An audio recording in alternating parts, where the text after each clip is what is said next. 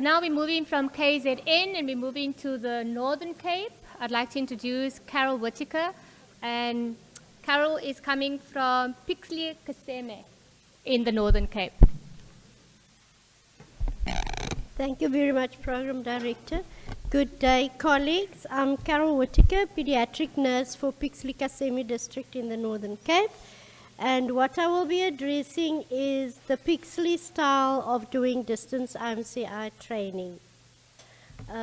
What we found as a problem identified was there were poor child health care outcomes and the indicators looked terrible. There was an inconsistent implementation of the national guidelines for children, and we travel in excess of a radius of 300 kilometers to visit facilities.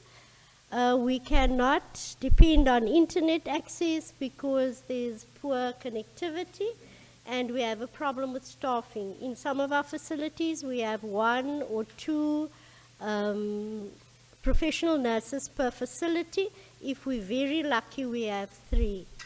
The target group that we were looking at was professional nurses as the point of entry. And the point of entry, we're talking about primary health care, CHCs, hospital casualties, and also pediatric wards.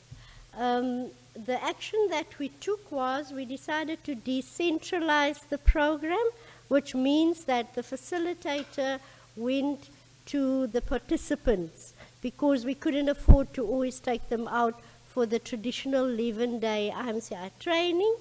And what we also did was we adapted the historic IMCI training that included all your childhood illnesses, that touched on immunizations and all the like, and we included a few additional child health guidelines. We made sure that the EPI surveillance process is understood, so we did that under the immunization portion.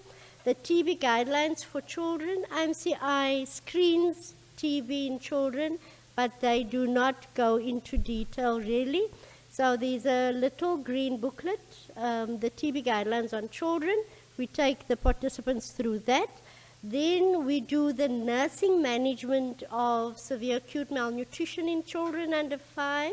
That is the 10 steps from WHO.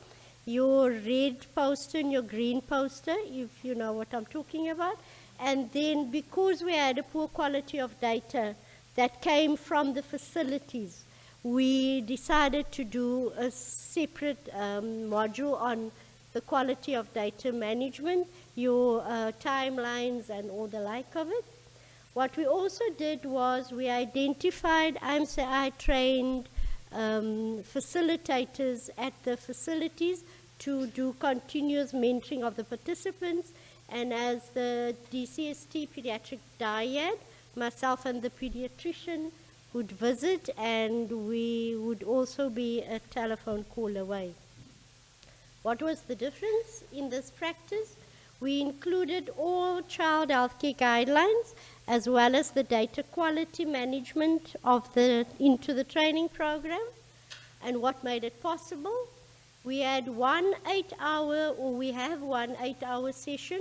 Every 4 weeks, we do 6 sessions in each sub-district. And what is nice about this program is, in the traditional IMCI training, you have 11 days to do the whole booklet, and everything goes rush, and then we leave, and we're assuming that everybody is skilled enough to manage the under 5s. In this program, you have an 8-hour session in which we do theory. We usually do it at a district hospital, so if there is patients in the ward then that has a respiratory condition, dehydration or whatever it is, we will take the students there.